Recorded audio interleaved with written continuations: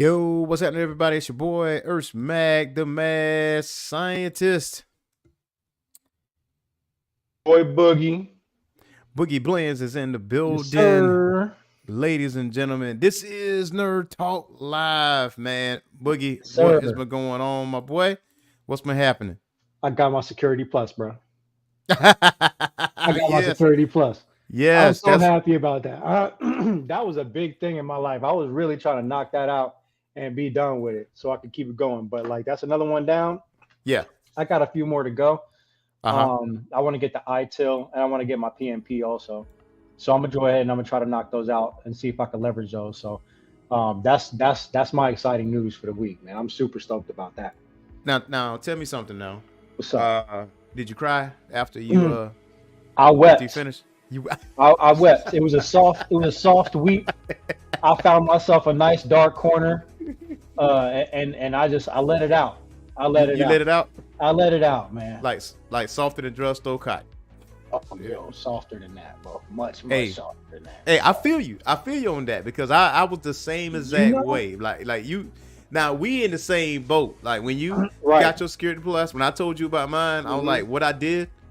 Yes. Right. Yes. Exactly. You put in hella time on Yes. that, and Yeah. you got it done. Yeah. So and then you was like, I ain't got nothing really conclusive to tell you other than you got to study your ass off. So I was like, okay, you know what I mean? It is what Yeah. it is, you know, and that's the best advice I probably could have gotten because that's exactly what I did, and that's how I got through it. So yeah, man. Oh yeah. Oh yeah. Man, but congrats, man. Congrats on Thank you, getting thank you. Security Appreciate Plus, it. man. Hey Thank man, this week for Nerd Talk Live, man, it's been very busy, man. There's been a whole bunch of news out there for us to Oh, yeah. cover.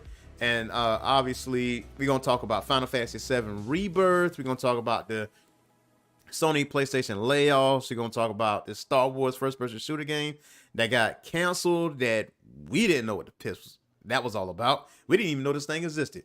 You know what I'm saying? Yeah, Like for real. you was better off not telling us that. But For real. Like, that you talking about the first person shooter? You talking about the Star Wars FPS? yeah, the Star Wars FPS, Warner real. Brothers and Paramount merger. We're definitely gonna be talking about Avatar: The Last Airbender. Should I watch it? Should I watch the live action Spider-Woman movie? Would we see it? And Shogun.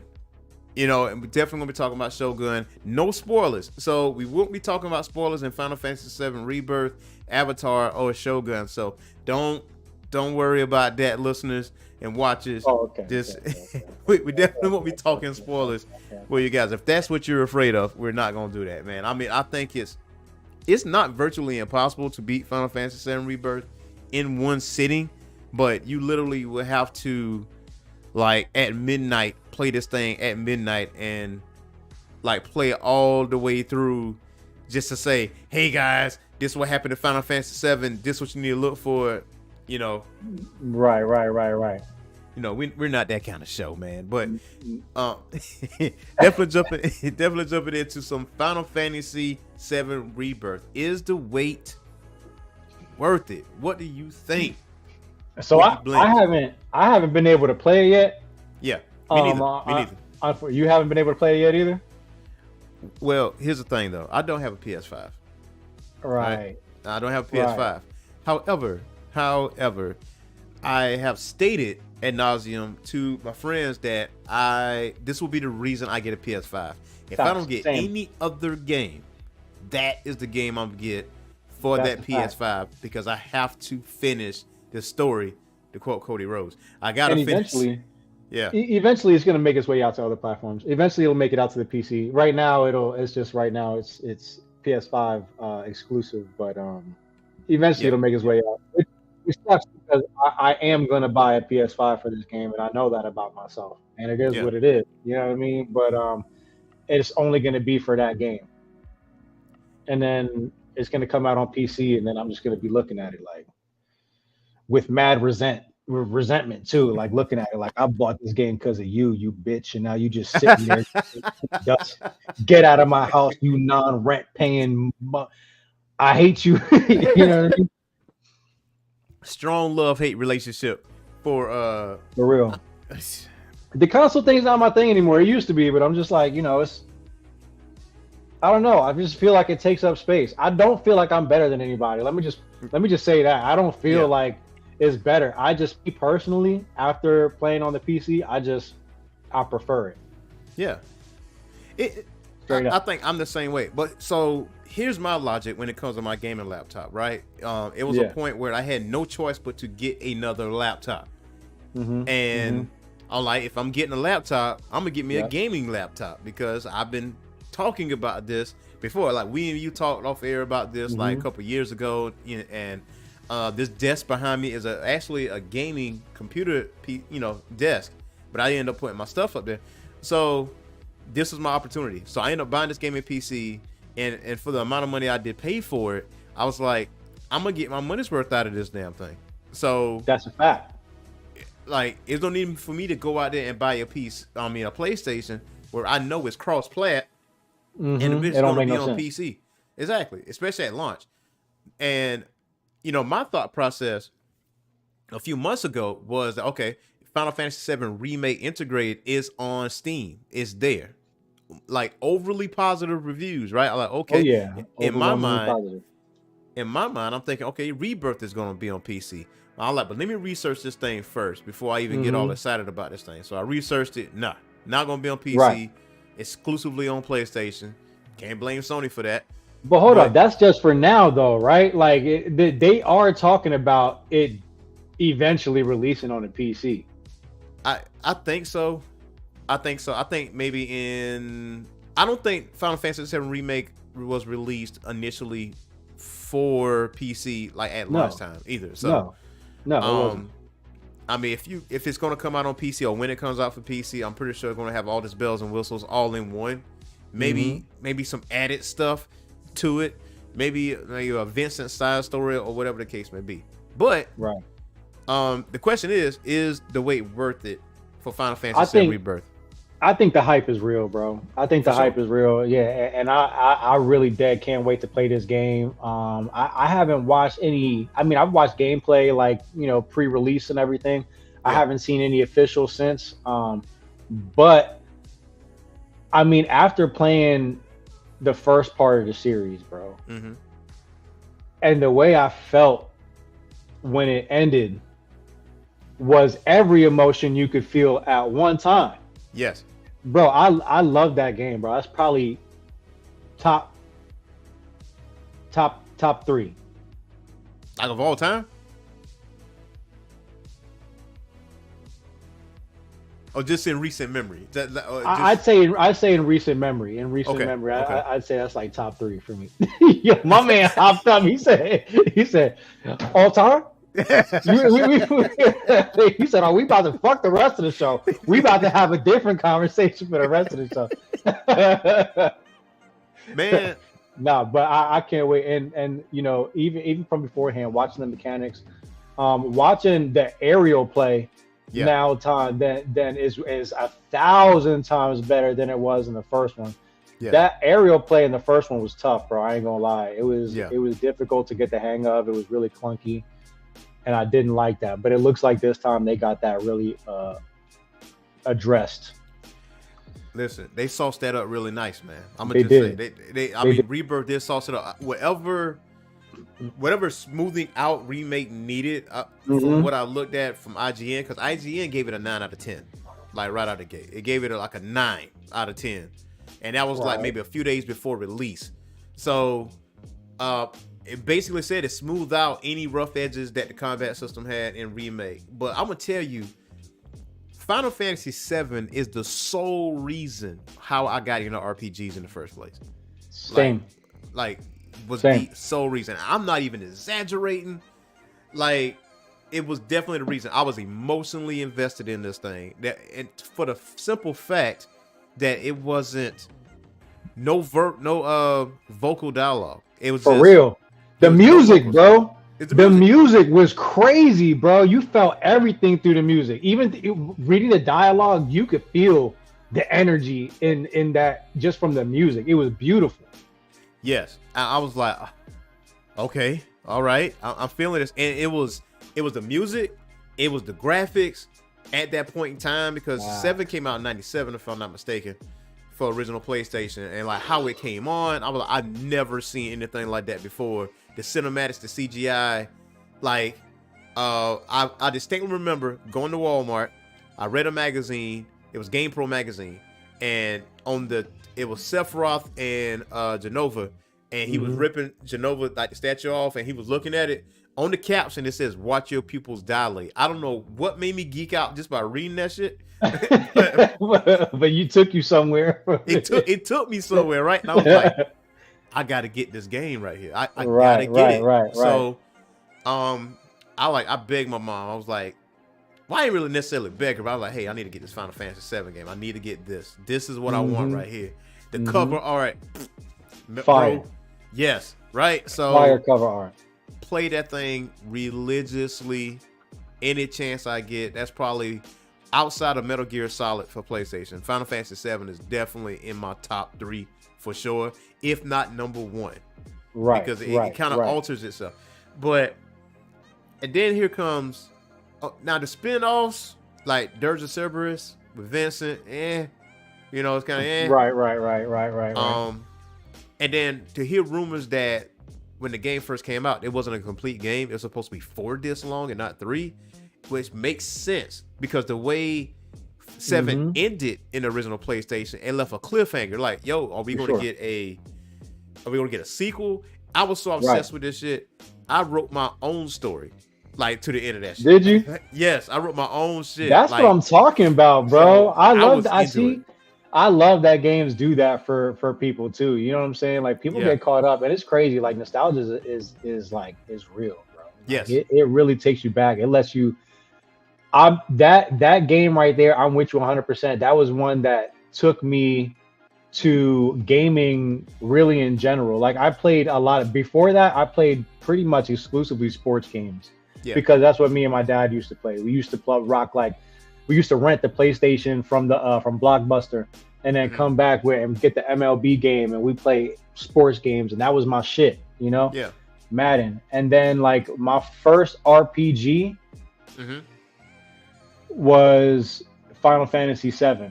And I was like, bro, this is the hardest game I've ever played in my entire life. This shit is raw.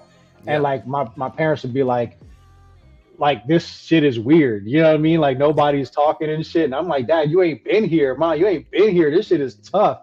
And me and my brother would just sit there and play it. And then that put me on to like Siphon Filter and Metal Gear Solid and Resident Evil and a lot of different games. And so it made you branch out. It really made me branch out. And this Final Fantasy and being here now, playing this Final Fantasy with the first episode of it ending the way that it did. Yes. It brings, you don't know what you're playing this time. The first time you're like, okay, I'm gonna play the story from the first game. You know what I mean? Yes. It makes sense. And as you play, you're like, okay, this ain't the same game. And then when it ends, you're just like, bro, I don't know what the fuck is in front of me for this next game. So I'm geeked for that. I'm geeked to not know what's gonna happen in this next game. See, because it's so many things that I would feel like I want to change, right? Like the way it ended with Aerith and Zack, and I was like, whoa. Did Zack live through this shit? Like, is he alive? Because that would be super, super dope if he lived through that shit, right? And like that just totally turns Final Fantasy VII on its head. Right. And will Aerith live? Like, because that was also a huge turning point. In that second disc, bro, I was heartbroken. Like, you know what I'm saying? For real. I was heartbroken. Now, also the little nuance that you could do, Cloud is the name of the character. Tifa, Barrett, Sid, and everybody else. But you can actually change the name to your name or whoever that's in your life or whatever the case may be. So you can change it. And I did that. I literally did that. My main character, Cloud, was me. And whoever, you know what I'm saying? I did that. Yeah. So to see that and the golden salsa, bro, I used to hang out the golden salsa all the time. Like the golden salsa, I was like gambling, you know what I'm saying? Racing chocobos, man. Doing the arcade games. Fighting the weapons. Ruby, Emerald weapon. Ruby, That's a motherfucker, boy. I can't stand Ruby Weapon, man. Turn your listen. I got beef. Talk on it, dog. I got beef with Ruby Weapon. I hope Ruby Weapon Why is that? in this game. Why because that? this motherfucker used to turn you to. He used to stick his tentacles like in the ground and used to pop up behind you, and when it hit you, it turned you into a frog. So now at this point, your 9999 damage turns into 1, and your summons turns into 1 damage. I was like, dang it! Now Tom Berry, stay the hell away from Tom Berry. Like don't fuck with that Tom bullshit. Berry. Don't do that. You know, it's that little green man with that little lantern. Don't fuck with him. Don't fuck with. He's not the one. He's not the one. That's a one-shotter right there. That's one hitter quitter. He might be cute and cuddly, but don't antagonize him. Don't do that. Right. I think what I'm most excited about in this is Sephiroth's motivation now, knowing that he was created that way, and saying that he wants to fight destiny itself. Yeah. Rather than walking through the portal, you know, and it's wild. That to me changes a lot. Aerith for sure, Zack for sure. Yeah. Sephiroth, I think that's crazy, because who's to say this way that Sephiroth won't end up being on their team? You know what I'm saying? Or who knows? Yeah, who knows what's next? You know, and Sephiroth being that dude. To be honest, you know, have you seen Advent Children, by the way? Yes. I mean, I got that like immediately. Like the moment it dropped, day one. Yeah. So seeing Sephiroth in this way, I think it'll be interesting. I can't wait to play this game. Because you get to play as him in certain parts of the game. And as you did in the older game, but you realize how powerful this man is. Unless you low-key had a Game Shark and you could break through that code so you can play as Sephiroth. But you might break the game. But I like you, I am interested in Sephiroth. Because Sephiroth, by all intents and purposes, is not an evil. He's not a bad guy. He's not a Dio Brando just for being bad out of bad sake. He's got a story too. He got a story, right? He found out some shit. He went crazy. He was like, "Yo, you lied to me this whole time." So you know what? Here's what you get for lying to me. For planting these memories in my head, and he just went on a revenge tour. Like it was him versus Shinra. So I very much am interested in his story. I'm interested in Cloud's story. I'm interested if Aerith is going to live through this, or if another character is going to kick the bucket, or if Jenova is actually going to be the ultimate bad person, and you know, or if Sephiroth end up being on the good side. What if he just makes the ultimate sacrifice at the end of it? You know, that super dope. But this is only part 2 though, so there's another part that's coming after this. I mean, obviously we're gonna have to wait. We're gonna have to wait a few years for that, and I know they're still working on it. And who knows? Maybe the next PlayStation will come out. We're gonna have to buy another freaking console so we can play the third part. That'll be me. This is one of those games that it is what it is. Yeah, I'm gonna take the L. Every time. Every time. And you know what? You know another game that I was doing that with for a while was Destiny. I just kept taking L's on that over and over and over and over and over and over and over and over again. Yo, it was crazy. Finally I was able to let it go, but that was another one that was just L after L. It was terrible. At some point, she did have a stranglehold on your boy. Like, I'm not even gonna hold you. Like, Destiny did have me for a period, and then I keep jumping off because I couldn't stand the grind. The grind did irritated me. It was hard. Yeah, it wasn't even that. It's like now the raids. I really have fun doing the raids, like the raids. It depends. And Crucible. If you got the right people with you. Yeah. I'm not about jumping in raids with randos, bro. I don't like that shit. Yeah. I don't like that shit. But if I'm with like me and you and some people that we know, and we're going in there and we all chopping it up, whoop whoop, and everybody's on the same page, I'm cool with that. But jumping in there with randos is way too frustrating, bro. I'll be wanting to break my shit. True. And I talked about going back to Final Fantasy, how Final Fantasy VII like opened my mind to RPGs. Like shit, if this is an RPG, what other RPGs I can play? I end up playing like 1,000 Arms, right? And I'm playing Brave Fencer Musashi. Excuse me, with his action RPG. Like it's so many RPGs that I have played. Grandia is one of my all-time favorites. Like Grandia and Grandia 2. Played both of those. Grandia is on my Nintendo Switch. And love those turn-based joints. Final Fantasy VIII. And then a lot of people leave praise to Final Fantasy IX. I was like, okay. You know, to this day, it's dope. It's dope. It went back to the old school deal. And the Final Fantasy game I want them to remake and just bring it to the forefront is honestly, I feel, and a lot of people feel this way as well, is Final Fantasy VI. That is the GOAT. That is the GOAT Final Fantasy, man. Because it has the most playable characters out of any RPG that Final Fantasy had.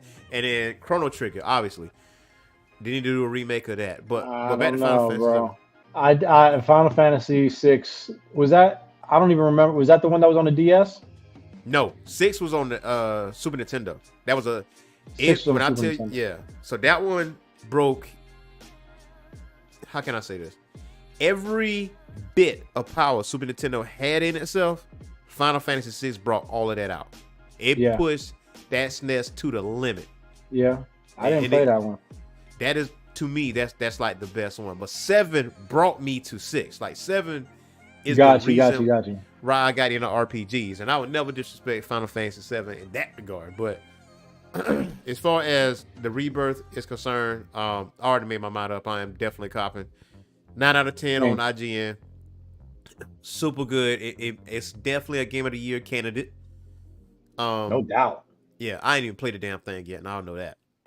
Like, Square Enix done this deal, man. I mean, all right, you know. What's the most recent? Final Fantasy 16, which was cool, but we didn't want that shit. We wanted Final Fantasy 7. We wanted that over there. I didn't play 16. I played 14, the online one. That one was cool, that MMO. Yeah. And 15 was my shit, bro. I played the dog shit out of Final Fantasy 15, bro. Which is on PC. It is. So, I got that. Yeah. So, me personally, I got a feeling that Final Fantasy 16 will be on PC at some point. And Final Fantasy VII Rebirth will be on PC at some point. But no doubt. And I have the deluxe edition of Remake under my TV, and I'm not getting rid of that. I mean, that would really be the reason why I will not get rid of my PlayStation 4. That is the only reason. But obviously, it's on Steam. So, you know, I'm going to keep that deluxe, though. I'm going to keep that deluxe. I ain't get rid of that. Too much money on that. So, next story we got is, since it is PlayStation, is Sony, man. What's going on with Sony, Boogie, man? What's your thoughts on that, bro? So, you know, the hard news, I guess, is like, so 900 layoffs at Sony PlayStation, right? And that's sending shockwaves through the gaming industry. And what's behind the decision? And, like, what does that mean for the future of the PlayStation brand? You know, like that's surprising. What you know, them canceling games? Yes. What does that mean? What does the future of PlayStation look like? And I know that last time that I was on the show, we talked about making games and selling consoles, right? And as this is going, right, Xbox is not selling a lot. The PS5, it sold well, but I mean, it didn't sell like the PS2, and it didn't sell like any of its other PS4 or any of its other predecessors. You know what I mean? Yeah.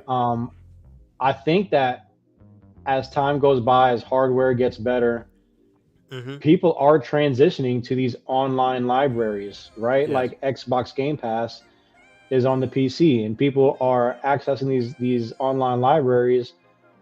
And why even do it? Well, I can, on my PC, I can play Spider-Man, right? Which is a PlayStation exclusive game. Otherwise, you can't play that on the Xbox. But I can also play Halo, on my PC, which I can't play on the PlayStation. So Yeah. as hardware gets better, as the convenience of playing on the PC gets better, as these online libraries progress, I think that the console is going to be phased out at some point. You know, like other than handheld, I think handheld will always have a market. But as far as like this the standalone consoles, I think that eventually in the next 10, 20 years or so, like they're just going to be phased out, and people are going to have their own independent custom gaming rigs that fit their needs. You know, so it makes sense. If you're not selling consoles, then your games aren't selling, and that's really at the end of the day. So when you have like these mergers, right, like Xbox with Bethesda, right, that you're not selling their games because your consoles aren't selling, they're going to be mad about it. They're going to try to sell their games. So I don't think that this is completely on Sony. I don't think this is completely on Xbox. You know, I feel like they're under pressure, and they're just like they're buckling. You know. Yeah. With PlayStation, they did have a goal set for PlayStation 5, and they didn't meet that said goal. I don't know if they meet it. I don't know if they see that as a failure, because I feel like part of them do, and them stating that, oh well, it's in its last quarter or last leg or something like that, which is crazy to say that, because PS5 has only been around for only just a handful of years. That's it. Like PlayStation 4 lasted for a little minute. So I mean, you got the PlayStation 5 Slim that's coming out, which is, you know, that can help sell the consoles or whatever. But you got to look at the times on when it was released. It was around like COVID time, and then people was like buying it and flipping it and charging you a rack for that system. But that's the thing. People were home, bro. Yeah. So people are gaming. And so in that whole time, because they still, somebody bought them. Even if people were hoarding them, somebody bought them, right? And they, even regardless if they were flipping them. Yeah. So if that many people were at home gaming, I feel like they should have sold more. Yeah. Does that make sense? Yeah, that's true. That's true. I mean, but though, so you know how with car dealerships and stuff like that, they had limited cars coming in, mainly because of COVID. So I feel like Sony was a victim of that. That's true. There was that chip shortage. Yeah, the chip shortage. So when there was a chip shortage, it's like, oh shit, if I got a PS5, I can flip this and make some ends. That's facts. That's facts. And so, but then also you take that into account, but you also take to the games that comes out for it. But okay, Spider-Man, PlayStation exclusive. You already know that. You know, it's that's really, you know, outside of Final Fantasy, that is the flagship. Really, Spider-Man, everybody's gonna get Spider-Man. You know, facts. You got to get a PlayStation to get it. And God of War. Spider, you know what I mean? So, the other games though that's out, it's multi-platform. So, do I necessarily? That was my thing. Like, I was PlayStation 4, still have my PlayStation 4. I'm trying to find reasons to get this PlayStation 5, and I could not find a reason to get a PS5 because I was still communicating with my homeboys that had a PS5 through the comms, and also if I'm playing on my laptop, my gaming laptop, I'm on the comms too because it's cross-platform. I can still talk to them. So that's that. So unless it's a PlayStation exclusive like Final Fantasy VII, I don't need my homeboys to talk to because that's a single player situation. And even if not, like that, now Sony is integrated with Discord, right? The PlayStation 5 is integrated with Discord, so like you could just jump on the comms on Discord and run it if your car's platform and the game chat isn't working for you. You could always just jump on Discord. All of these things are integrating, and I really think that that's the only way that these consoles really make a resurgence is if these alliances and all of these mergers and all of these. I think that if they all just were done with those and studios like Bethesda were releasing games and all consoles had access to it and there weren't proprietary games for these consoles and people can choose how they want to game, Yeah. I think that would help make a resurgence in the sale of consoles, because at the end of the day, it is a more budget friendly option than buying a PC. Yes. Yes, no doubt about it. Because I mean, let's be real. Buying a PC, a gaming PC, a gaming rig is an expensive habit. Yeah, you're gonna get taxed for that one. You're definitely gonna get taxed for that one. You're gonna have the highest graphical power and the as far as FPS rate and stuff like that. Playing a game is you're gonna get the absolute best out of that system. You know what I'm saying? You're gonna get what you pay for. When new graphics cards come out, obviously you gotta make sure your rig is capable of switching graphics cards out. But you get new graphics cards and shit like that. All right, that's what, a few $100s? Yeah, more than that sometimes.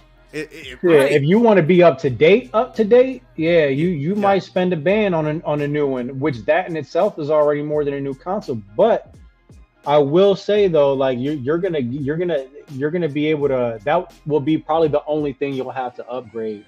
Yeah. And as you get a new one, you could always sell your old one and at least make half of your money back, more than likely, and then go ahead and get upgrade.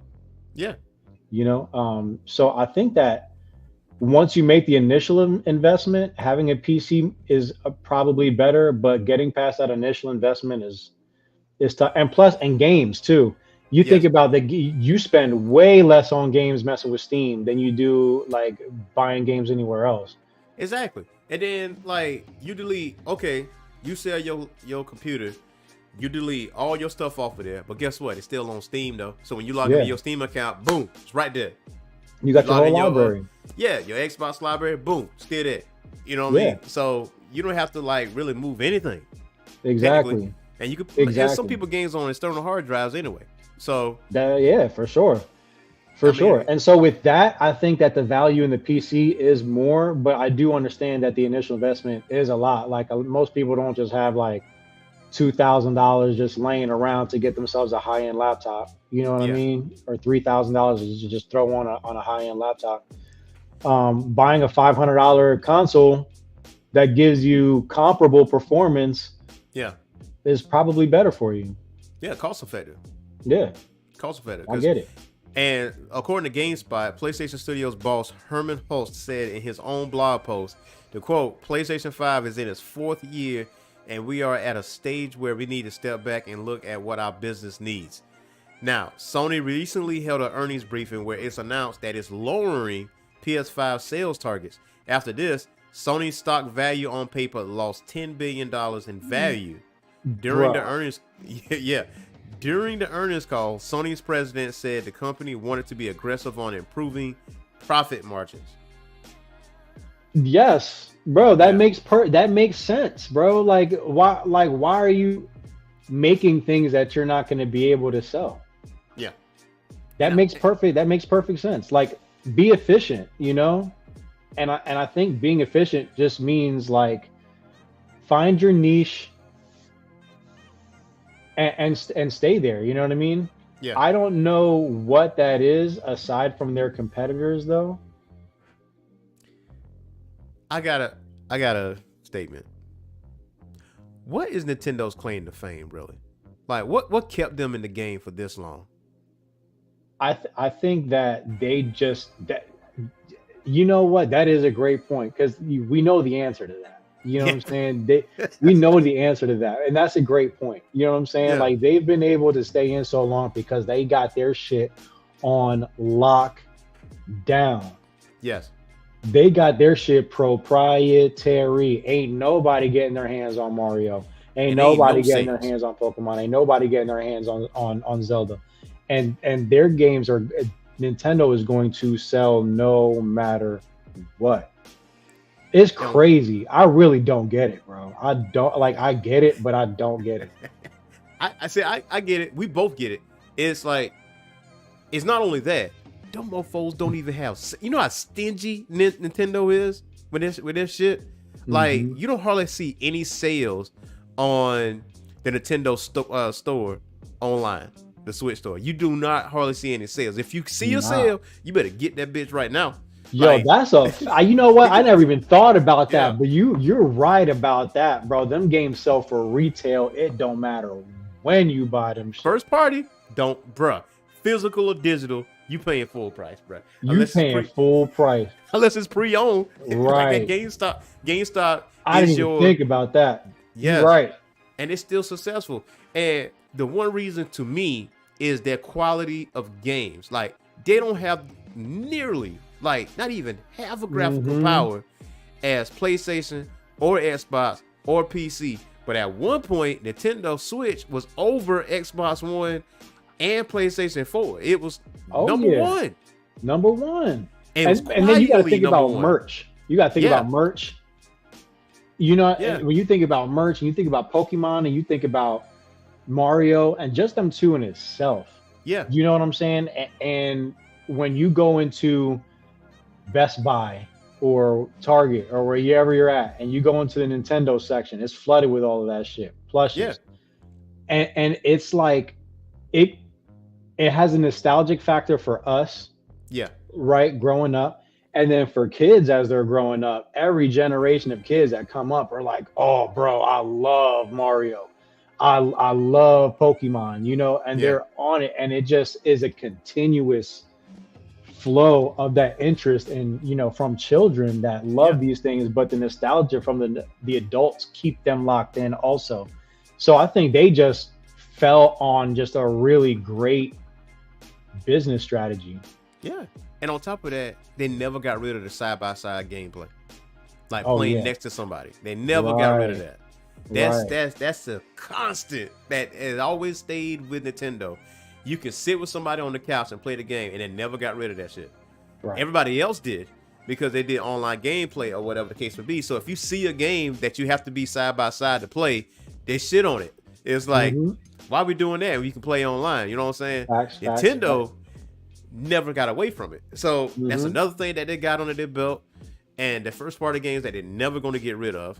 And the fact that they just put out good games for you to enjoy and for you to play. And then they don't really nickel and dime you either. Right. So that's another thing.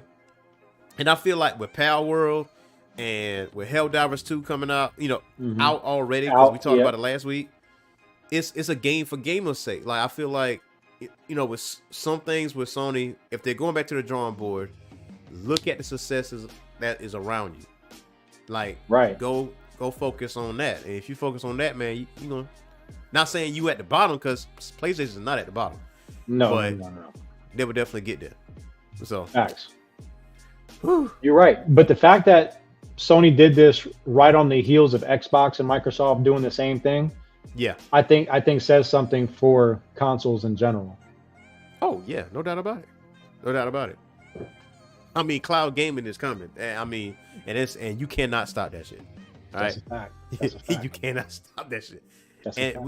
And we go from that, and we go into another major announcement. Like, Star Wars game get canceled. Like, first of all, like we said at the beginning of the show, we had no idea there was going to be a first-person Star Wars shooter out here. But following CEO Andrew Wilson's announcement of the cuts today, EA Entertainment Laura Mills shared a note with staff explaining in more detail what EA's business priorities should be going forward.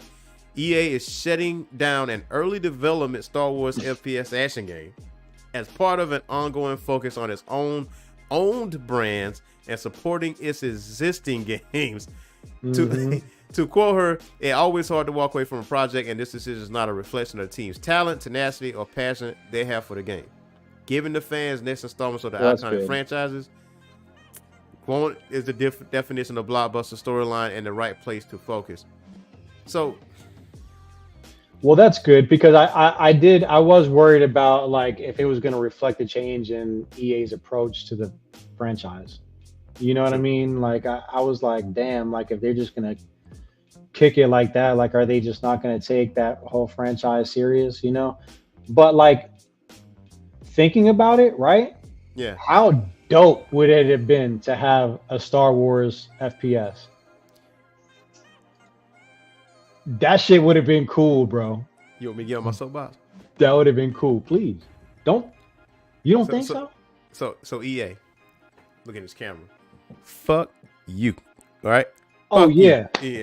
Like for what you did for Star Wars Battlefront 2, you fumbled the goddamn bag with You Battlefront bitch. 2. You raggedy bitch. Like that's what you did. That's what you did. Like you fumbled the freaking bag. Like you had gold in it, and guess what? You nickel and dime with microtransactions after microtransactions to the point where nobody was playing this shit. Now I'm gonna tell you right now, Star Wars Battlefront 2 right now, dope, super dope. It is. No microtransactions. It is super fun to play. I'm not even gonna hold you. It is really fun to play. But back in the day, they killed that game. Like early. Like for what? Why? Like man, EA. And I know. Here's the thing about it. I'm almost certain that the people that were creating this game informed the executives this is not a good idea. And I'm pretty sure the executives said, "Fuck you. We gonna do this shit anyway. It's gonna sell like hotcakes because it is Star Wars, and everybody loves Star Wars. You fucked around and find out." That's and what it did for a little bit. It did for a little bit, and then they didn't got hip to the shit, and they was like, "Bro, you know what? Actually, though, fuck you." In the worst way possible. Yes, the worst way possible. Yeah. So my thing was, they got wise to it. Like, wait a minute, I gotta spend $20 for this. Yeah, I gotta do this and this, like to get this, because it was almost like pay to win. Because the stuff that you was paying for, it gave you certain upgrades or whatever the case may be. So it's like, and thankfully I never really. You were buying crates and cosmetics and characters and all of this shit, bro. Yes. It was a pain in the ass, bro. And like I really appreciated it if they just gave me a complete game that I could just play. You know what I mean? Throw out some DLC here and there, sprinkle out some characters I gotta grind to get. That's fine, bro. But just putting these things that are like impossible behind a paywall is like that's garbage, bro. It's 2024. We shouldn't be doing that shit no more. Should not be doing that. And granted, it wasn't 24 at the time, but still, in fact, you know what I mean? Like people waited for this game. The first Battlefront came out, bro. It was a huge success. A lot of people really waited for this Battlefront 2 to come out. Was really excited and was met with a wall of microtransactions, and that was fucked up. That was fucked up, for real. But I think it would have been cool. I think it would have been cool to have like a straight up first person shooter. Yeah. With Star Wars, to be honest. So many things you could have done with that first person. Like I really enjoyed the first Battlefront, and when Battlefront 2 came out, and I mean the environment, the vast environment that is Star Wars, like you could do so much as a first person shooter, man. And I wasn't, to be honest, I wasn't a big fan of like the Jedi Survivor and stuff like that because it felt Indiana Jones. I tried it. Don't get me wrong. I did try it. But I have it downloaded and I haven't played it yet. Yeah. It's like for everyone else, I will say like this, to be a fair, unbiased person, to everyone else, that game is dope. But to me, I can't vibe with it. Like I got tired of it. Like after playing it for a minute, I was like, nah, I'll pass. Yeah, you know what I mean? Yeah. You know, so with Battlefront, there was different modes and stuff like that. You can actually play as Luke, play as Leia, play as different, and you can do like the heroes versus heroes fights, lightsaber battles and stuff like that. So I was more into that part of Star Wars versus, you know, Jedi Survivor and all that. But that game is canceled, but the other Star Wars games, that's not. Yeah. I think they're still doing the next Jedi game, like the sequel, I guess, the Jedi Survivor. Yeah. That one they're still doing, but this one got canned for whatever reason.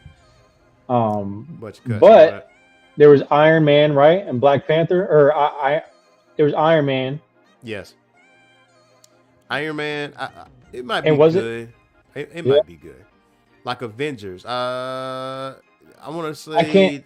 I was just gonna say, dude, I can't get behind movie-based games, bro. The only one that I could do is Spider-Man. Other than that, movie-based games to me are hot garbage. Hot garbage, bro. Hot garbage. I hate them. I cannot stand them, bro. Like even the Marvel Avengers game that dropped, people Yes. loved it, bro. Like it did get a great response. To me, that shit was flaming poop, bro. Garbage game, though. I did not like it at all. Me personally, I'm like, this shit is booty butt. It's trash. And I hate it, bro. Oh, you too? You didn't like it? That game is trash. That game is trash, bro. That game is trash, bro. I listen, man. I played the single player, and I actually did enjoy the single player. I'm not even gonna hold you, but online though, that shit was so repetitive, and it had glitches on glitches on glitches. Mm-hmm. I was like, yo, nah. EA didn't do that. It was Crystal Dynamics, and it was originally published by Square Enix. But I was like, I got bored with it quick. After I did the online stuff. So facts. You're right. Movie-based games are not fun to me, bro. And like it takes a special type of game for me to like it. Like Spider-Man to me is really, really fun, bro. I love the Spider-Man games. Damn near perfect, bro. But like this other shit, but I did play DCU. I did play DCUO for a minute though. DCUO was hot. Oh, that DC Universe? MMO. Yeah, DC Universe Online. Yeah, I did play that a little bit. That shit was hard. The Batman games are dope. The Arkham games are dope. Yes. Those are dope. Yes. But that's yeah. I can't think of another one that I'm just like ever like, oh, I can't wait for that. Like if a Hulk game came out, I'd be like, yeah, that's a waste of I don't even know why they did that. You know, the Avengers game even though it got a good response, like generally it got a good response. Initially, I'm just like, where? Listen, how about this? Bring back Marvel's Ultimate Alliance, because that was that shit. Okay. Marvel like Ultimate fighting Alliance games. Well, it wasn't a fighting game. Ultimate Alliance was the 4-player co-op that you played the actual story, and which honestly, if they did that, you get what I'm saying? Like if they did that, I forgot about that with Avengers, you would have had something, but they didn't do that, right? And they just deviated somewhere else because there's 3. There's Marvel Ultimate Alliance, which was on original Xbox. Ultimate Alliance 2, I think, was on 360. Don't quote me, but Marvel Ultimate Alliance 3 is on Switch and Switch only. Right. But Ultimate Alliance 1 was definitely my favorite one.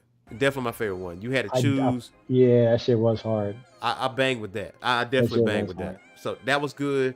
The X-Men RPG. Well, it was kind of like Ultimate Alliance. So the X-Men jump was pretty good too. Yeah. Was dope too. So it's super easy to make a good game. And then Wolverine's coming out, for PS5. That's probably another reason why I would get a PS5 is to play the Wolverine game. But I got a funny feeling that might be cross-plat too. But we'll see. I got a funny feeling the game might be but it might not. Yeah. I'll wait to see the gameplay. But I got a funny feeling that it's going to be but. Yeah. But only time would tell, man. But as far as that Star Wars game, that is no more. That is not happening. And maybe that may be a blessing in disguise. But there is a Star Wars game that about bounty hunters, though. I will cop that. That game, I did see the trailers for that. That did look dope to me. And that'd be cool. Yeah, I can vibe with that because I'd play it. That's not something I would buy a console for. And I feel like that's not even a game I would put hundreds of hours into either. I feel like that's a mood game. You know what I mean? Like, which is cool. I feel like mood games definitely have their place in the market. And I got a bunch of mood games in my library that I love. You know what I mean? But me personally, I think that'll be one of those games for me. I could be wrong, but my initial reaction is that. Yeah. I mean, it's easy to give me. How about this? Knights of the Old Republic. Can we get a remake of that joint? Like, that's top tier. I would love that. That is top tier, bro. That is top tier. That I would love that. Yeah, bring that back. Like, you would get no complaints out of me, and do Do it like how the old Knights of the Old Republic is, and put it on consoles, make it valuable for that. But you know what, man? Don't put everything behind a paywall. Yeah, listen to the fans. Just listen to the fucking fans. That's it. That's all you got to do. You will get your money if you listen to the you fans. Dirty, raggedy EA bitches. Switch gears. We go into Warner Brothers and Paramount potential merger, man. What's your thoughts on that? On the when you sent it to me, that was news for me. I had no idea that was going, and right now there's still it's potential, right? Yeah. It's not fully set in stone. But I know there's streaming wars. Yes. Right, going across, right? Everyone's got their own platform, and it's kind of hard to stay afloat with, Apple TV and Netflix and Hulu, right? You got Paramount Plus, you got HBO, Showtime, and I feel like it's getting really, really competitive. Yes. So the fact that it is such a crowded market, the fact that they would combine, I think is a pretty smart move. And I think that moving forward, we'll probably see a lot more of that because of this move. I think it's very cost effective for these studios to get together and stream their content on a server, like on a combined platform. Yeah, like stuff with Paramount, like you got Paramount Plus, right? And I have Paramount Plus. It's good. It is good. I hate Apple TV though. I don't have Apple TV mainly because I don't have any Apple products in the house. So I'm like, it's not really on Apple TV. I really want to see. You know what I'm saying? You got to see Ted Lasso, bro. I've heard things. You got to see Ted Lasso. I've heard things. Real quick, I'm gonna slip that in there real quick. Yeah. We get back to the scheduled programming, but Ted Lasso is a great show. But yeah, who's headlining that? Ted Lasso. That's Jason Sudeikis. Okay, Jason Sudeikis. Okay, and so it's definitely good because I feel like everybody got a streaming service. All right, we got Paramount Plus. All right, I think CBS had CBS All Access at one point. Amazon Prime, obviously. Stars have their little streaming service, but you can get that on Amazon Prime, HBO Max, Netflix, Disney Plus, which, a lot of people shitting on Disney Plus because it's like, outside of the nostalgia stuff that we're going to watch, bro, you got Disney Plus, but you don't have Aladdin, the animated series? Fuck you. You know what I mean? Right. You don't have that? Like, why? And Disney Plus is one of the more premium ones that you can get too, in terms of price point. You know what I'm saying? So that is another thing that kind of pisses me off about that. You're right. And I think that merger, it is potential, but it's not set in stone. So don't, for the listeners out there and the watchers, don't think, oh shit, that's going to happen. But it is potential merger, but it's halted at this point in time. With Paramount Plus, on that Paramount Plus, if I remember correctly, The Chi is on Paramount Plus, but The Chi is on Showtime. So right, I think, and if you've seen, HBO Max now has some of their content on Netflix. Yes, I have peeped that. Maybe they don't have exclusive rights to certain things, and Netflix say, okay, we can, divvy this thing up. So I have noticed that though. Well, they're Max Originals. Yeah. There's Max Originals on Netflix. So like why they wouldn't have the rights to that would be crazy.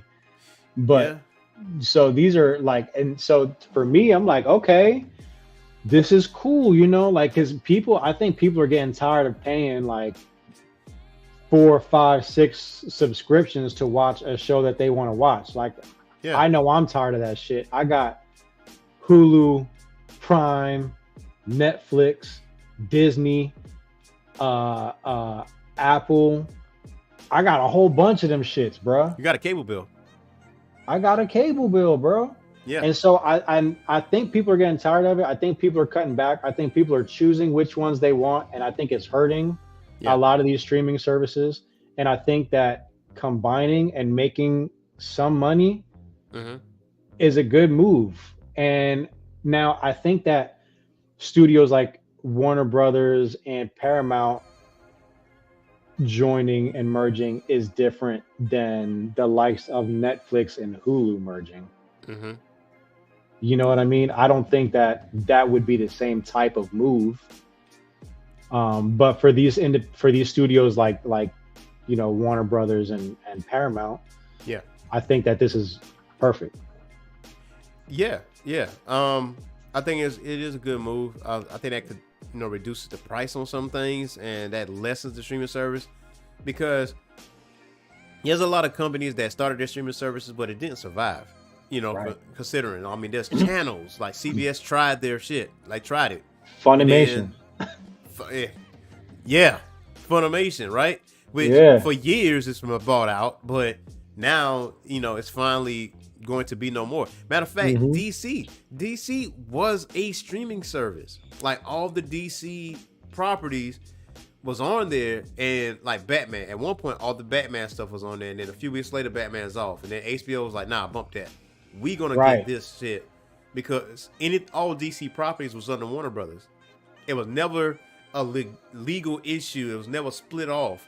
Right. Like Marvel was when it came out to Disney and Sony and Fox and all that. So, which, that's another story for another day, because I feel like DC should have been way more successful considering everything was under one umbrella, but whatever. So, just for their animated series alone, to me, I loved having that DC service. I did have that DC service, and I watched those animated movies, those animated series heavy, bro, because they were so perfect. Yeah, it definitely was.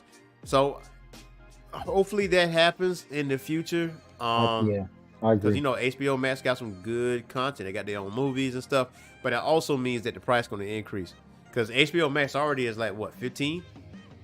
Yeah, 15 a month or something like that. So I don't know. Yeah, I don't know. I ain't a big fan of the price increase. So if I get two streaming services for slightly more than the price of one, I that's an easier pill for me to swallow. Yeah. You know what I'm saying? Like, if they're gonna try to charge me double like Crunchyroll, I'm gonna be mad. You know what I'm saying? Crunchyroll pissed me off, bro. That pisses me off. Yeah, that little slide in right there, like, yo, this is how much it's gonna be. Facts. Yeah. And then them removing features from us through all of that pisses me off. Now, if they do it right, then I'm cool with it. But if they just straight up double the price and they're just like, oh, you can't do this now, you can't do this now, which they don't have the platform that Crunchyroll did in that way. Yeah. But I'm not gonna swallow that pill, bro. I'm not gonna take it, bro. I'm gonna just be sick. Fuck that, bro. I mean, Crunchyroll is pretty arrogant. Like, we can't find our anime. You think we can't find our anime? We got ways. Facts. We've been doing it for decades. Okay. Facts. But we ain't new to this. Yeah, we don't need you, bro. We ain't new to this. You're convenient. Right. From not having pop-ups. Oh, I hope they see this, because that is a fact. That is a hard fact. Every anime watcher, manga reader, everything else in between, everybody knows. The underground. We already know. The underground. Yo, that's a fact, dog. Hey, man, they ain't ready for that. They ain't want to have that conversation, bro. They don't want to have that conversation because they're gonna get their feelings hurt. Easily going to get their feelings hurt, man. Mm-hmm. Now, going on to the next one. Speaking of feelings hurt, I'm asking the question here: Avatar: Last Airbender. Should I watch the live action series? Not the M. Night Shyamalan movie, because that shit was bull. You saying yeah? Yo, I'm hearing good things, yo.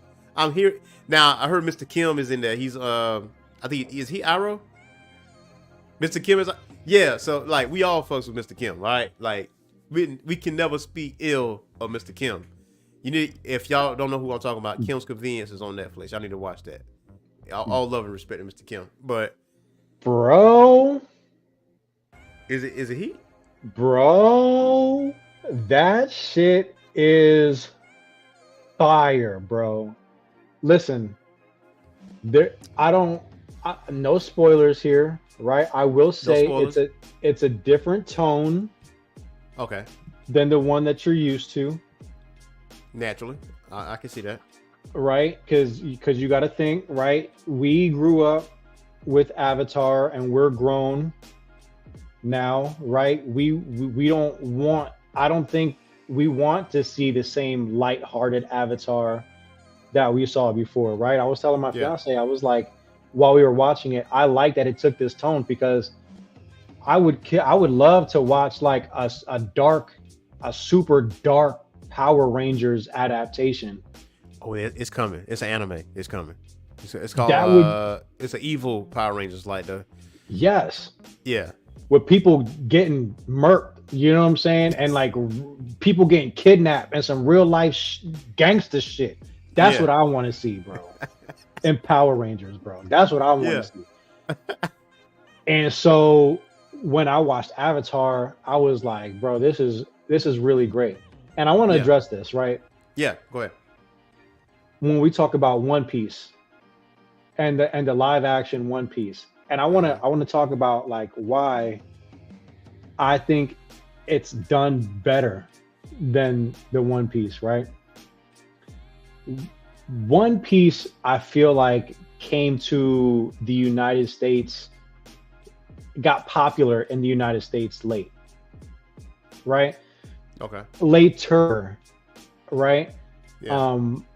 Where and on top of that, I feel like it was a specific audience that was watching anime heavy at that time in the 90s, right? Because people were still getting clowned for watching Dragon Ball Z when you was in whatever grade. You know, we didn't give a shit. Yeah. But Dragon Ball Z is another example of this. But before I get there, Nickelodeon aired Avatar, right? Yes. So the American fan base, you know, was watching Avatar because it was available on Nickelodeon and it was widely watched, and people loved Avatar. They loved that show, and it was created in American studios, you know. So I feel like that was something that eventually did spread internationally, Avatar in itself, for the great story. Yeah. But I just feel like in that it's just more popular, I guess, in a way. I think the anime scene has blown up since then, definitely, and more people are into it. But I just feel like this adaptation of it is perfect. It's absolutely perfect. I think the characters, I think they did a great job casting. Yeah. It's really great. You know, Avatar: The Last Airbender is one of the greatest animation series Nickelodeon has ever done. You know, it's one of my favorites all time, bro. Like it's when we saw that atrocity that M. Night Shyamalan did, it left a sour taste in everybody's mouth. So when this live action series was presented, it was like everybody. It was sus. I had that same reservations. I'm like, I'm scared to watch this. I'm scared. And that's why I asked the question, like, should I watch the live action series? Because somebody had to do it. You have to. Yeah. You have to. There's no should nothing, bro. If you don't watch it, bro, you'll be doing yourself a grave like disservice, bro. It is really, really, really great, bro. It is really, really great. I feel that. I feel that. And again, it's not and I want to let y'all know. If you haven't watched it yet, I want to let you know it does not follow the exact story of the original cartoon. It carries the same sentiment. Yeah. The same things happen more or less, but the way it happens is a little bit different. Mm-hmm. But when you have to cram a 20 episode series into 8 episodes and you have to make it entertaining to watch, I feel like you have to make these adaptations. And if I wanted to see the same thing, I just watch the cartoon. Yeah. I appreciate the fact that these are adaptations and have their own spin to it, because it does show the artistry in it. And the fact that it was so good really says a lot to the people who made it and everybody who was a part of it. And I recommend anybody to watch it. I think it was better than One Piece. I think it was better than the Full Metal Alchemist. And the Full Metal Alchemist, the live action one was really good. The Full Metal Alchemist live action I thought was really, really good. This is the best one so far. I think the Full Metal Alchemist live action, it wasn't a huge step, but it was definitely a step in the right direction. Mm-hmm. As far as what it was going to do. Like, it wasn't like ultra stellar or anything like that, but you fast forward to One Piece live action, where in our minds, like, it's extraordinarily difficult for a live action adaptation of this because how animated One Piece is as an anime. But consider the fact that Oda is doing this, it's like, oh, all right, if Oda's doing this, cool in the game, because that's what it was. And the live action did pop off. You know, it was low key gas. I'm even gonna hold you. Fact. So, and then I seen the trailers for Avatar: Last Airbender, and honestly, because of the excitement, because of the fan base, I would definitely say it managed to reach 21.2 million views within its first 4 days of availability. And that's Avatar. And I was like, it's worth it. That's more than Yu Yu Hakusho too, ain't it? Yeah, and I actually, however, One Piece had some strong staying power as it took the #1 spot over, basically it beat out One Piece, the live action. Per CBR, the viewership numbers were stronger. For Avatar? Yeah, live action One Piece. Avatar was, yeah. That's what I'm saying. I feel like, I just feel like Avatar reached more people in general. Yeah, you know what I'm saying? Than One Piece did. The original I'm talking about, both animated series I'm talking about. Yeah, it did, because a lot of people coin Avatar as an anime, which it's not technically, but I guess the facial expressions that kind of make you think, hey, it's an anime. It's definitely an honorable mention. I think it's the animation style that makes people think like it's an anime. It's anime-esque. Cause Teen Titans was kind of like that too. The facial expression. Yeah, so it was kind of like that. So the answer is yes. Then the answer is absolutely. The answer is you must. You got to. You have to. I'll never speak to you again. So I know. Now, listen. Now, for listeners, Boogie said this once before when I told him about GTA 5. Like, he stopped cutting my hair. He mid-cut. He stopped cutting my hair. And he's like, "Hey, hold on for a second. Take this home. You play that. I don't care. You play it for 5 minutes. You can have this shit. Take this home. You have to play this shit now. Otherwise, I'll never speak to you again." Yeah. I do remember that, bro. I do remember that. I did. I brought it to you. I said, here you go. Play this shit. This man wilding out here. I'm like, oh shit. Like, that's it. I will go watch it. Hey, I can't have out here with a half cut hair, man. You can. I hold all the power when I hold the Clippers, bro. I'll tell you that. This man had the Clippers. I am the king in this situation. Yeah, I'm the king in this situation. But I think you need to watch. If you spent the time to watch the One Piece live action and you spent the time to watch the Yu Yu Hakusho live action, like I didn't on that one. I didn't watch the Yu Yu Hakusho live action. It's all right. You let me know everything I needed to know with that one. Just by that pause. This like, damn, hold on. How can I say this without? It's cool. You know what I mean? Like, but this Avatar though, it's better. Leaps and bounds. It's different. It's different. You definitely you have to watch it, bro. Like, before we jump to our last two subject matters, man, I saw something that I wish I never saw, because I actually brain dumped this. And it's resurfaced yesterday. I brain dumped this for years.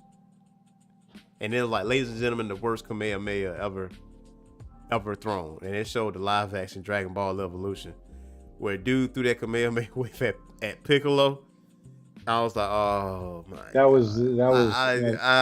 This is the lowest point. That's one adaptation that I'll never understand. I will never understand it, bro. That made me want to fight, actually. Everybody in the house, bro. I wanted to fight. I wanted to get into a physical altercation with the next person I saw, bro. I wanted to be in fisticuffs, man. It's For real. engaged in fisticuffs. I just go to a random bar and just start some shit. Yeah, yo, fuck you and fuck Goku. What's up? And they'd be like, what? Run it.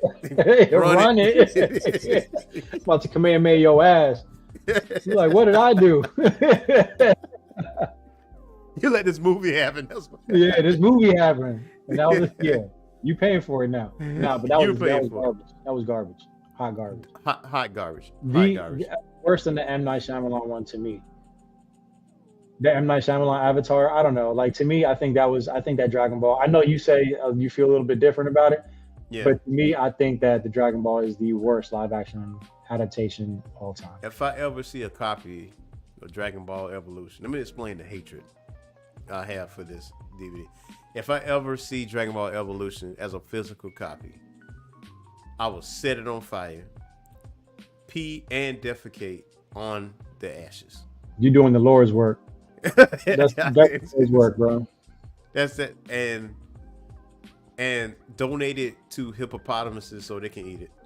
Because that is the worst animal in Africa, the homicidal horses. But hey, it's whatever. Like,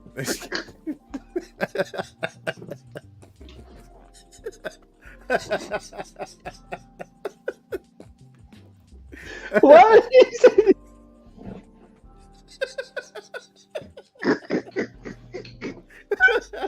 Oh, hell no. He said they homicidal horses. They by far the worst animal in East Africa. By far, bro. By far. Oh, nah, man. Fuck them hippos, dog. Nah, those the ops. Those the ops. They murder cows. They fast, too. Them things are crazy, bro. Yes, they are. They're crazy. But jumping into next to the last subject, Spider-Woman movie, right? It's a female-led Spider-Man movie in development at Sony. And it says Sony is developing at least 2 more animated Spider-Man movies, including one focused on the Wall Crawler's Rose Gallery, another one with a female-led, and now Spider-Woman project, which was first announced by Sony back in 2018.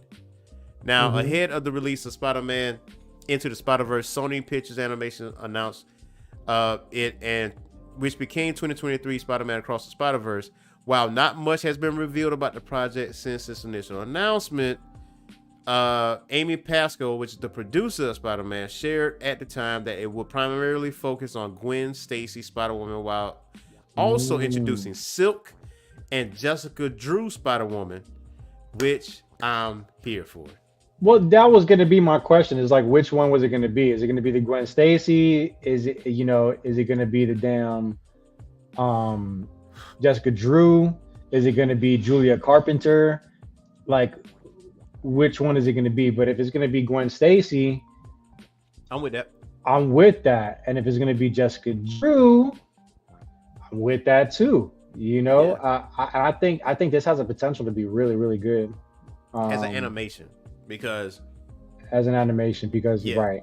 Yeah, Across the Spider-Verse has been widely successful.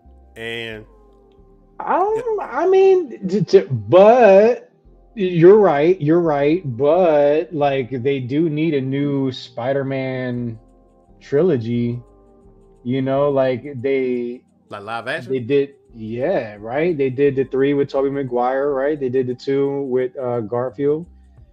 And then they finished this up with Tom Holland. Yeah. They do need another. What if?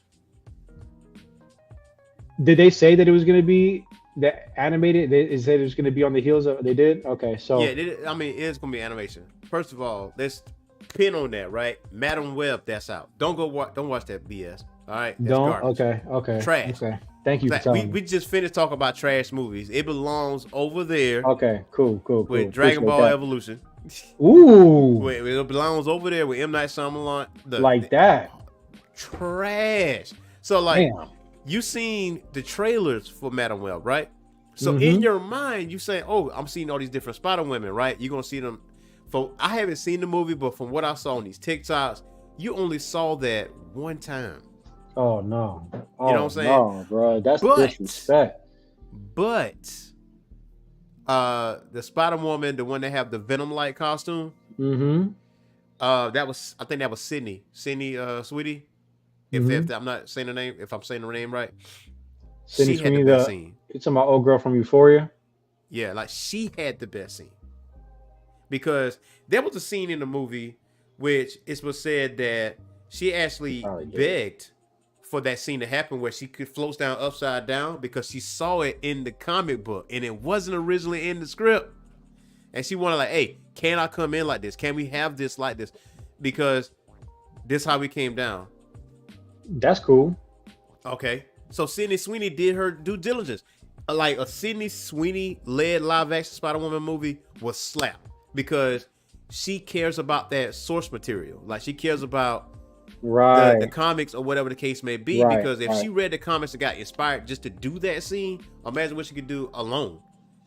You know what I'm saying? But in its entirety, though, it's a terrible movie that technically connects certain things because Madam Web is clairvoyant and she can see different things. She can see different like universes and stuff like that. So that can combine, that can connect the dots, bridge the gaps, if you will. Right. But don't go watch that movie. Thank you. Appreciate it. I won't even waste my time then. Nah. But I would be excited for this Into the Spider-Verse, like female led. Yeah, I think that would be dope because that Into the Spider-Verse series is fire, and to me, super dope. It is my favorite Spider-Man cinematic experience so far of all of them. And I can't wait for this third Into the Spider-Verse or this third one. It is going to be crazy. They said the new Miles Morales, the evil one, is Dominican. He do look Dominican a little bit.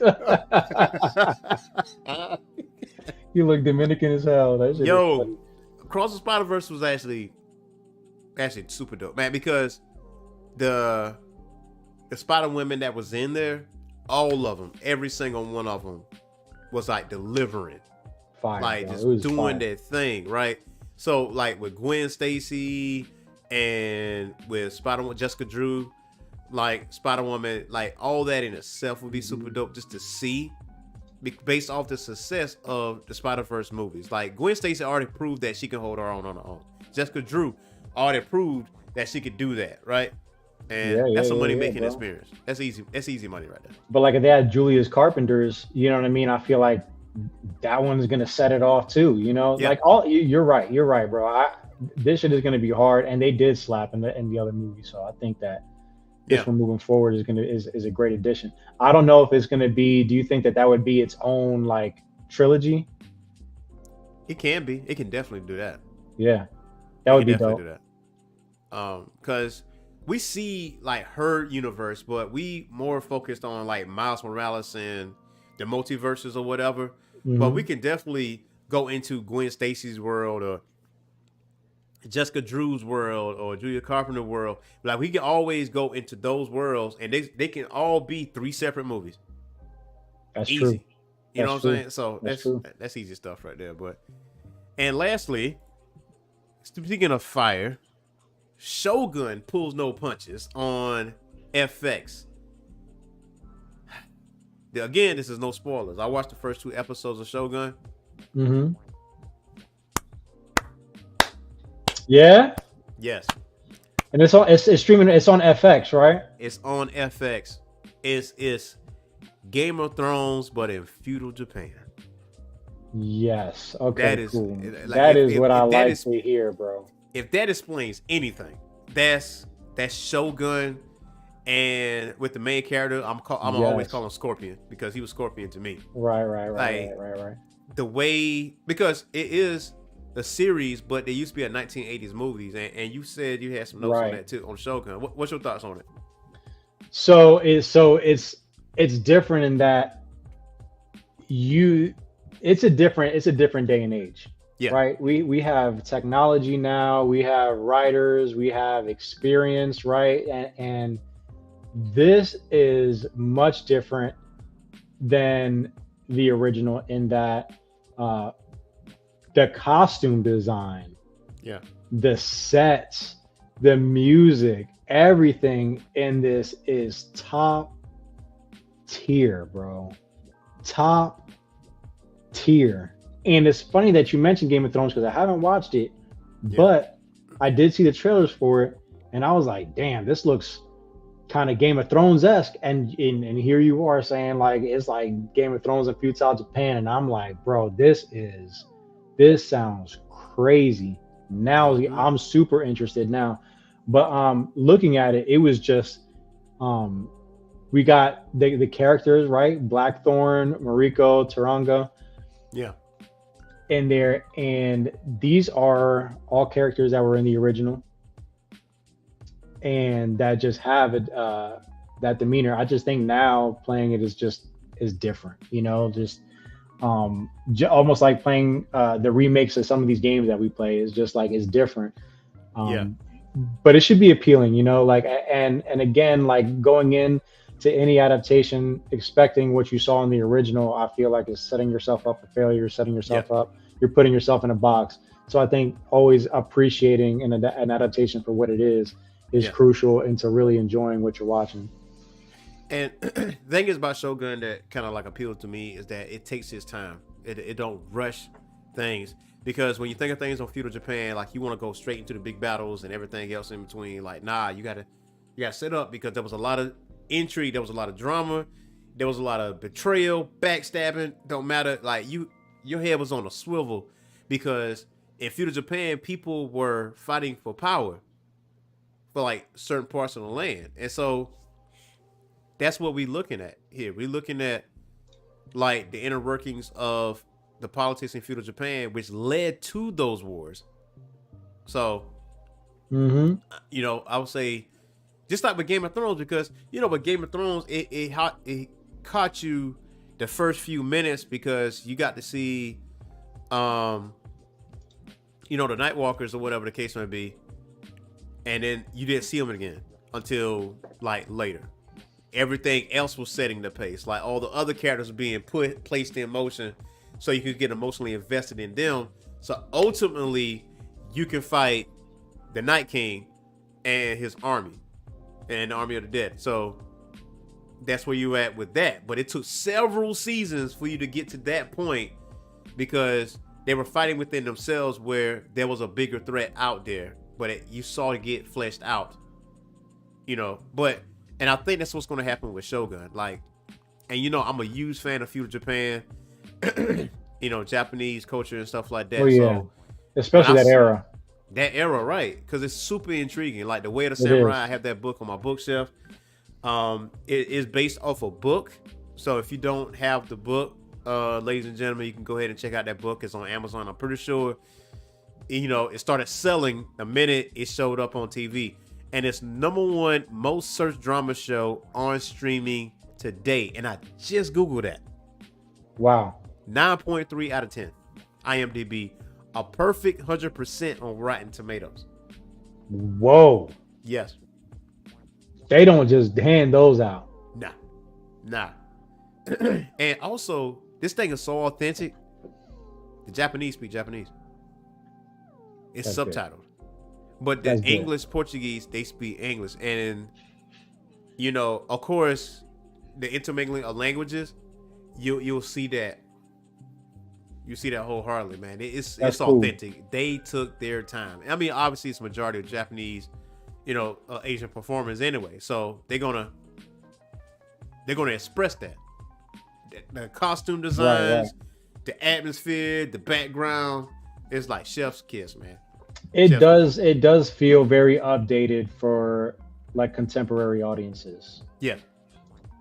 And okay, and then so my only question to you is, do you think that this adaptation of Shogun is easy for people who have never seen the original Shogun series to get into? Yes. No doubt. I wouldn't even say like disregard the movie at all, because I never seen the movie. I'm gonna be honest. I never seen the movie. How I first heard about this was on Teenage Mutant Ninja Turtles 3. Like, hey guys, we are in Shogun. And that was Michelangelo when he said that, right? And I was like, oh shit, this is a legitimate movie. And that was like way back when I was a kid. Went over my head. But this new series definitely is easy to get into. You know, Well, I'm definitely going to give it a watch, and I'll touch on it next week when we talk. I'll let you know what I think about it. And I'll challenge you to go ahead and watch Avatar.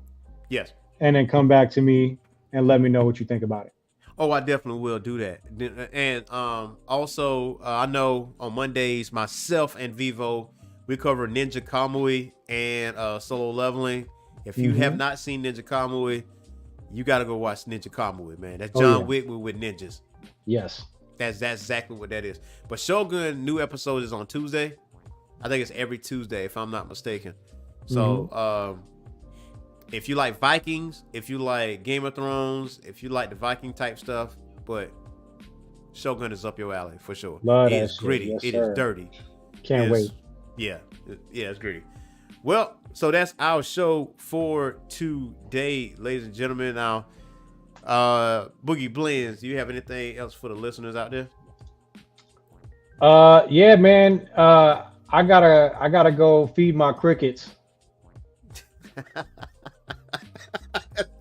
That's what you got for. Till next time, y'all. Peace.